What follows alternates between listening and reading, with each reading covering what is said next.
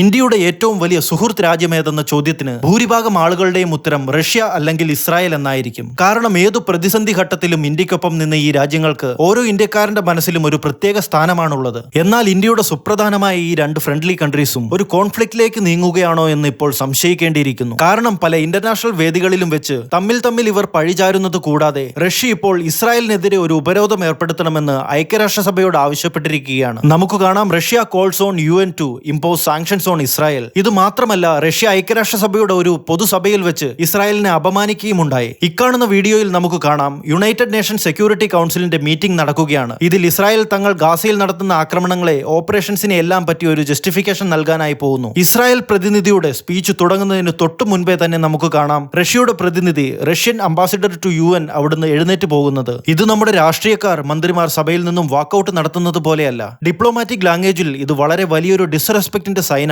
ഞങ്ങൾ നിങ്ങളുടെ രാജ്യത്തിന്റെ ശബ്ദത്തിന് വില കൊടുക്കുന്നില്ല, അതുകൊണ്ട് തന്നെ അതിനെ കേൾക്കുവാൻ യാതൊരു താല്പര്യവുമില്ല എന്നാണ് ഇതുകൊണ്ട് അർത്ഥമാക്കുന്നത്. സഭയിൽ നിന്നും ഇത്തരത്തിൽ എഴുന്നേറ്റ് പോയി എന്നത് മാത്രമല്ല, ഇസ്രായേൽ എന്ന രാജ്യം UN റെസൊല്യൂഷന്റെ കടുത്ത ലംഘനങ്ങൾ നടത്തിയതിനാൽ മുഴുവൻ ഇന്റർനാഷണൽ കമ്മ്യൂണിറ്റികളും ചേർന്ന് ഇസ്രായേലിന് മേൽ സാങ്ഷൻസ് ഇമ്പോസ് ചെയ്യണമെന്നുകൂടി റഷ്യയുടെ UN അംബാസിഡർ ആവശ്യപ്പെട്ടിരിക്കുകയാണ്. എന്നാൽ ഇസ്രായേൽ എപ്പോൾ ഏത് UN റെസൊല്യൂഷനെ ലംഘിച്ചുവെന്നാണ് ഈ പറയുന്നതെന്ന് നാം ചിന്തിച്ചേക്കാം. സംഗതി നടക്കുന്നത് കഴിഞ്ഞ മാസമാണ്, റംസാൻ മാസത്തിന്റെ ആരംഭ സമയം. അറ്റ്ലീസ്റ്റ് നോമ്പുകാലം കഴിയുന്നത് വരേക്കെങ്കിലും ഇസ്രായേൽ ഗാസയിൽ നടത്തുന്ന ആക്രമണങ്ങൾ നിർത്തിവെക്കണം, സീസ് ഫയർ മെയിൻറ്റെയിൻ ചെയ്യണമെന്ന് ആവശ്യപ്പെട്ട് ഐക്യരാഷ്ട്രസഭ ഒന്നടങ്കം ഒരു റെസൊല്യൂഷൻ പാസാക്കുകയുണ്ടായി. എന്നാൽ ഐക്യരാഷ്ട്രസഭയുടെ ഈ പ്രമേയത്തിന് പുല്ലുവില പോലും കൽപ്പിക്കാതെ ഇസ്രായേൽ ഗാസയിൽ അരിച്ചു പറക്കി ആക്രമണങ്ങൾ നടത്തി. അതുകൊണ്ട് തന്നെ UN റെസൊല്യൂഷൻ നമ്പർ 2728 ഇസ്രായേൽ ലംഘിച്ചതിനാൽ അടുത്ത നടപടിയായി ഇസ്രായേലിന്മേൽ ലോകരാജ്യങ്ങൾ സാങ്ഷൻസ് ഏർപ്പെടുത്തണമെന്നാണ് റഷ്യ ഇവിടെ ആവശ്യപ്പെടുന്നത്. ബാക്കിയെല്ലാം മറന്ന് നാം ഒരു ന്യൂട്രൽ പെർസ്പെക്റ്റീവ്സിലൂടെ നോക്കുകയാണെങ്കിൽ റഷ്യയുടെ ഭാഗം ഒരു പരിധിവരെ ശരിയുമാണ്. UN സെക്യൂരിറ്റി കൗൺസിലിന്റെ നിയമങ്ങളെ, ഇവർ പാസാക്കുന്ന പ്രമേയങ്ങളെ രാജ്യങ്ങളെല്ലാം കൃത്യമായി പാലിക്കേണ്ടത് ആവശ്യമാണ്. അല്ലാത്ത പക്ഷം ഓരോ രാജ്യങ്ങളും അവർക്ക് തോന്നുന്നത് പോലെ പ്രവർത്തിച്ചാൽ ലോക പഞ്ചായത്തായ ഐക്യരാഷ്ട്രസഭയുടെ ആവശ്യം എന്താണ്? ഇത് പിന്നീട് ലോകത്ത് ഒരു വലിയ ഇൻസെക്യൂരിറ്റിക്ക് കാരണമായേക്കാം. ഐക്യരാഷ്ട്രസഭയുടെ നിയമങ്ങളെ, തീരുമാനങ്ങളെ പാലിക്കാത്ത രാജ്യങ്ങളെയാണ് കടുത്ത ഉപരോധങ്ങൾ ഏർപ്പെടുത്തി പിന്നീട് ശിക്ഷിക്കുന്നത്.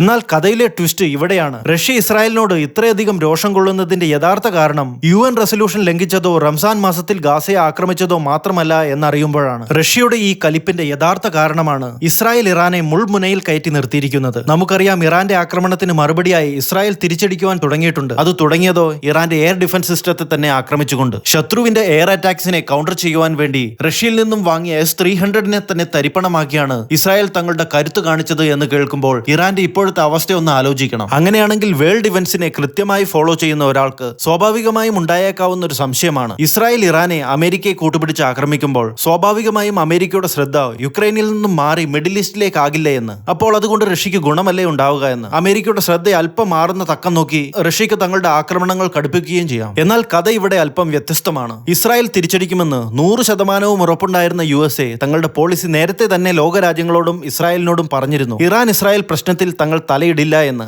ഇതേപ്പറ്റി നാം കഴിഞ്ഞ വീഡിയോയിൽ ചർച്ച ചെയ്തതാണ്. USA അവരുടെ പോളിസി മേക്കേഴ്സ് വളരെ ചിന്തിച്ചെടുത്ത തന്ത്രപൂർവമായ ഒരു തീരുമാനമാണിത്. ഇൻ കേസ് USA ഇപ്പോൾ അല്പം വികാരാധീനരായി ഇസ്രായേലിനൊപ്പം നിൽക്കാൻ തീരുമാനിക്കുകയാണ്, എന്നിട്ട് പറയുകയാണ് ടെഹ്റാനെ ചുട്ടുകരിച്ചോളൂ, ഞങ്ങൾ എന്തിനും കൂടെയുണ്ട് എന്ന്. അങ്ങനെ സംഭവിച്ചാൽ അമേരിക്ക തങ്ങളുടേതല്ലാത്ത മറ്റൊരു യുദ്ധത്തിൽ കൂടി ഇവിടെ അകപ്പെട്ടു പോയേനെ. ഇത് യുക്രൈനിൽ റഷ്യക്ക് മാത്രമല്ല, തായ്വാനെ നോക്കി വെള്ളമിറക്കി നിൽക്കുന്ന ചൈനയ്ക്കും വലിയ സഹായമായേനെ. ഇക്കാരണത്താൽ നമുക്ക് കാണാം, പിന്നീട് ഇറാനെതിരെയുള്ള ആക്രമണങ്ങളെല്ലാം എക്സിക്യൂട്ട് ചെയ്തത് ഇസ്രായേൽ ഒറ്റയ്ക്കാണ്. പക്ഷേ 100% സഫലമായ ഈ ആക്രമണങ്ങൾക്കിടയിലും ഇസ്രായേൽ ഒരു കാര്യം വിട്ടുപോയി. ഇവർ ആക്രമിക്കുന്നത് റഷ്യയുടെ ഉറ്റ സുഹൃത്തായ ഇറാനെയാണെന്ന്. അതെ, യുക്രൈൻ യുദ്ധത്തിൽ റഷ്യയ്ക്ക് ആവശ്യമായ മിസൈൽ, ഡ്രോൺസ് എല്ലാം ഇതുവരെ സപ്ലൈ ചെയ്തിരുന്നത് ഇറാനാണ്. റഷ്യക്ക് ഇറാനെ കൂടാതെ മറ്റൊരു ഓപ്ഷൻ ഇല്ല. കാരണം ബാക്കി രാജ്യങ്ങളൊന്നും US സാങ്ഷനെ ഭയന്ന് റഷ്യക്ക് ആയുധങ്ങൾ നൽകുവാൻ തയ്യാറല്ല. എന്നാൽ ഇപ്പോൾ ഇറാൻ ഇവിടെ ഇസ്രായേൽ ആക്രമിക്കുമെന്ന ഒരു ഭയമുള്ളതിനാൽ വരാൻ പോകുന്ന ആക്രമണത്തെ നേരിടുവാൻ ഇവർ തങ്ങളുടെ ആയുധങ്ങളെല്ലാം സ്വരുക്കൂട്ടി വെക്കുന്നു. ഇതോടെ റഷ്യക്ക് ആയുധങ്ങൾ കയറ്റി അയക്കുന്നതും നിർത്തുന്നു. സ്വന്തം ആവശ്യം കഴിഞ്ഞിട്ടല്ലേ ബാക്കി രാജ്യങ്ങളുടെ ആവശ്യം. ഇത് റഷ്യക്ക് വലിയൊരു തിരിച്ചടിയാണ്. റഷ്യയുടെ യുക്രൈനിലെ ഓപ്പറേഷൻസിനെയും ഇത് സാരമായി തന്നെ ബാധിച്ചേക്കാം. അതിനാൽ റഷ്യ വളരെ ഫ്രസ്ട്രേറ്റഡ് ആണ്. അമേരിക്കയുടെ ശ്രദ്ധ യുക്രൈനിൽ നിന്നും മാറിയോ? അതുമില്ല.